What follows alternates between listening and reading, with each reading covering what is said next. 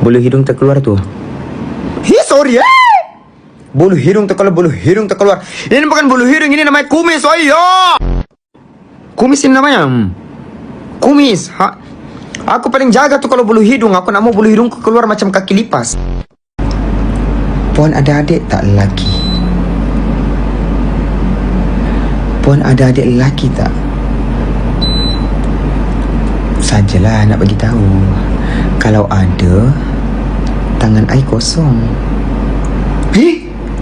Mana cincinku? Jumpa. Alhamdulillah jumpa. Masya Allah. Ni rupanya. Ni collection Pandora yang baru, Beb. Tuh. Dia Swarovski.